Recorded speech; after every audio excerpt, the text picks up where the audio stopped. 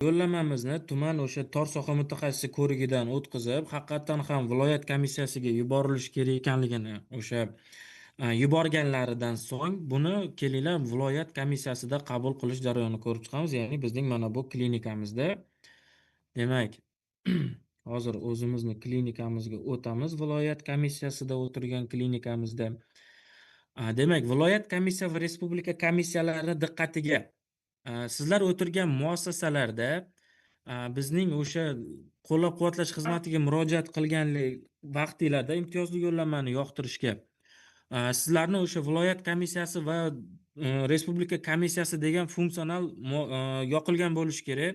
Bu sizlarga ko'rinmaydi, lekin bu funksional yoqilmagan bo'lsa, masalan, viloyat komissiyasi funksional yoqilmagan bo'lsa, o'sha demak sizga tuman tor soha mutaxassisi yubora olmaydi. O'shani ham qo'shib birdaniga yoqtirib ketasizlar. Aytib ketinglar, qo'shimcha balki birdaniga yoqib berar. Mana shu tartibda demak biz hozir demak viloyat komissiyasi akkauntiga kirdik. Bular ham to'g'ridan to'g'ri imtiyozli yo'llanmalar oynasiga kiradi va bularga mana kelib turibdi yo'llanmamiz. Yo'llanmamizni mana shu ikonka orqali yana ochamiz. Xuddi o'sha ma'lumotlarimiz, xuddi o'sha demak bizga kelgan ma'lumotlar.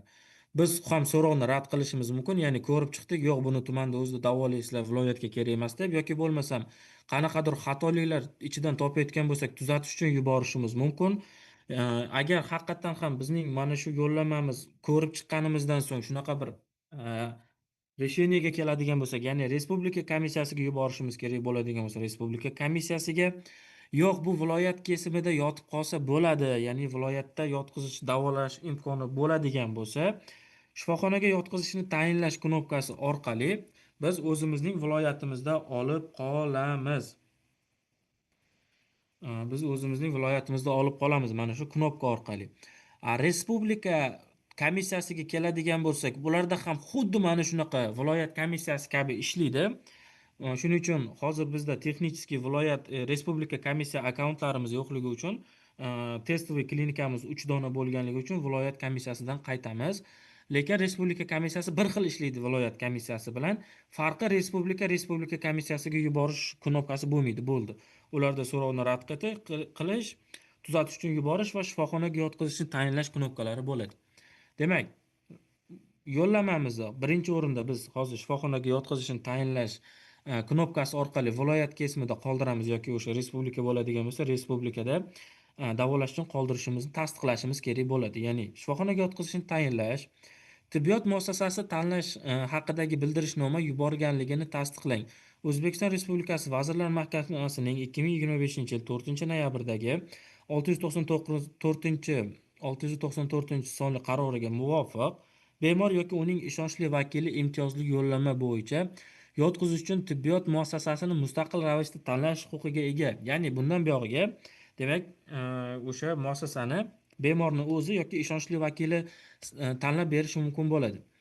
Demak, shifoxonaga yotqizishni tayinlashni yuborish tugmasini bosganimizdan boshlab bizning statusimiz tibbiyot muassasasini tanlash kutmoqdagi o'zgaradi va tanlangan muassasa to'g'risidagi ma'lumot 30 kun davomida saqlanish haqida, bemorning tanlovini tasdiqlashimiz kerak ekanligi haqida ham xabar turadi. Bu nima degani? Bemorimiz o'zi yotadigan muassasani tanlagandan so'ng biz, ya'ni viloyat komissiyasi buni tasdiqlashimiz ham kerak.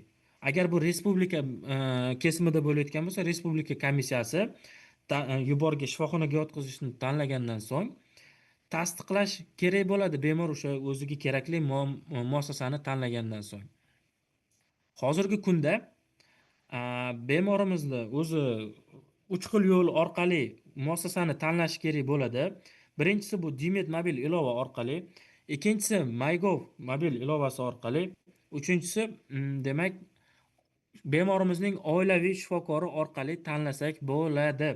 Hozirgi kunda birinchi va ikkinchi, ya'ni Dimet mobil ilovasi va MyGov ilovasida hali obnovleniyalarimiz chiqmaganligi sababli, demak bemorimiz o'zlarini telefonlaridan kerakli muassasani tanlolmaganligi sababli majburiy oilaviy poliklinikadagi oilaviy shifokori tanlab berishi. O'shaning uchun bu juda ham muhim. Darsimizni boshida aytib o'tgandim. Biriktirilgan oilaviy poliklinikasi oilaviy shifokori juda ham muhim. Chunki oilaviy shifokori bemorning ishonchli vakili sifatida tizim tomonidan avtomatik tanlangan va bemorimiz o'zi yotmoqchi bo'lgan muassasani oilaviy shifokori tanlab beradi. Bu o'sha to biz mobil ilovalarga o'sha kerakli funksionallarni chiqarmagunimizcha.